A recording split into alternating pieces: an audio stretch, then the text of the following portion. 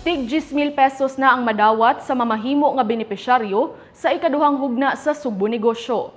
Ning higayuna, mas sentro sa duha ka kategorya ang maong programa ug kini mao ang negosyong palambuon ug produktong sugboanon. Ang dugang detalye ihatod ni Sheila Gravinas. Nagsugod na pagpanawat og aplikasyon ang Kapitolyo alang sa ikaduhang round sa Sugbo Negosyo Program. Ato sa tigom nga gipatawag ni Gobernador Gwen Garcia uban ang mga sakop sa Technical Working Group niadtong Biyernes, Enero 28. Ilang nasabutan nga kutob karong katapusan sa Pebrero ang pagdawat og aplikasyon ug didto kini isumeter sa buhatan sa Vice Gobernador ug mga bukal. Sukuhay sa unang round diin adunay 3 ka categories. Ang ikaduhang round duha na lang ka categories. Ug kini mao ang produktong sugboanon ug negosyong palambuon. Gigahinan gyapon sa Kapitolyo og 1.2 milyon ka pesos kining ikaduhang hugna sa maong programa. Aduna usay mga bag-ong kondisyon sa ikaduhang round sa programa. Kinahanglan nakasugod na sa pagpaninda o existing na ang mga sari-sari store o ang mga negosyo nga nalambigit sa manufacturing o trading sama sa catering services. Kinahanglan usab rehistrado sa Department of Trade and Industry ug dunay gikinahanglan nga mga permit sa gobyerno sama sa business permit ug uban pa.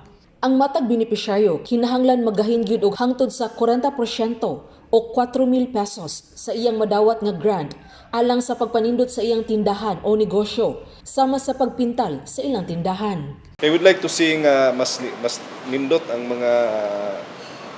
mga negosyo karon nga atong makita no kay to improve the landscape also for Cebu.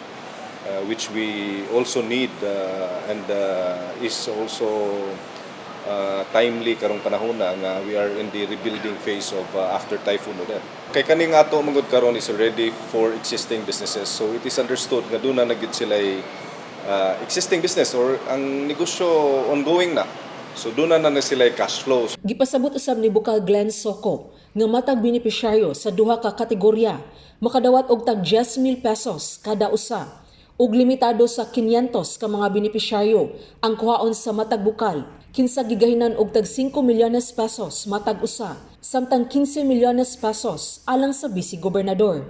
Sila usab gihapon ang screen sa mga aplikante. Niadtong December 6 sa miaging tuig, gilusad ang ikaduhang round sa Sugbo Negosyo dungan sa awarding sa mga mananaog sa unang round. Sama sa unang round, ipaagi gihapon og coupon ang paghatag og ayuda sa Kapitolyo ngadto sa mapilian nga mga benepisyaryo. Kini nga coupon cards ang gamiton sa mga benepisyaryo sa pagpalit sa ilang mga panginahanglanon base sa ilang needs list nga ilang paliton gikan sa dulan sa 50 ka supermarkets o general merchandise stores nga partner merchants sa Kapitolyo. Sheila Gravinas, Balita sa Sugbo.